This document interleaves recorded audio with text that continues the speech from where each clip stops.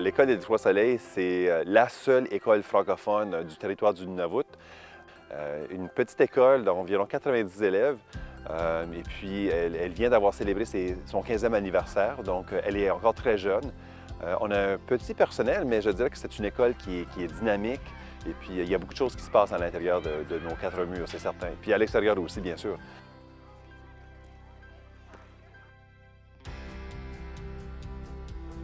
Je vous dirais que la commission scolaire est un employeur de choix d'ailleurs au niveau de la francophonie. On est probablement le plus grand employeur de francophones au Nunavut, pas en nombre absolu évidemment, il y a plus d'employés francophones à travers l'ensemble du gouvernement du Nunavut par exemple, mais comme boîte francophone avec 25 employés qui travaillent à tous les jours en français, je vous dirais assurément qu'on est un employeur de choix au niveau de la francophonie au Nunavut.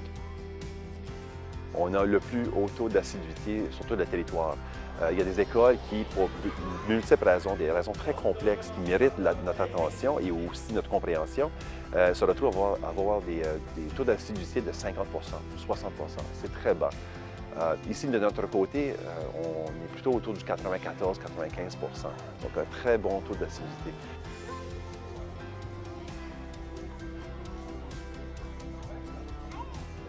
L'École des Trois-Soleils fait tout son possible pour appuyer la construction identitaire de ses élèves. Ça fait partie du mandat de toutes les écoles francophones minoritaires à l'extérieur du Québec. On vit en situation parfois difficile, il faut l'avouer. C'est certain que, comme mettons au Nouveau-Brunswick, où ils ont bâti leur service depuis très longtemps, ils ont revendiqué leur droit de la langue, c'est choses différentes. Mais ici, on est vraiment comme dans un nouveau territoire très jeune, l'école est jeune, on a une très, je dirais, faible conscience du fait du Canada français au Nunavut. Ça fait un peu partie du territoire, de ce que ça implique d'être ici.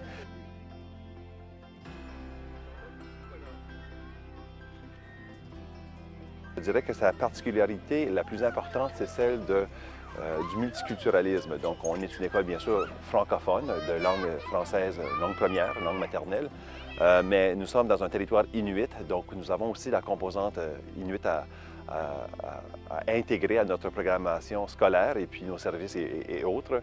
Puis bien sûr, étant donné qu'on est dans un milieu qui a l'anglais comme la lingua franca du milieu, nous avons bien sûr alors cette troisième composante de l'anglicité du milieu.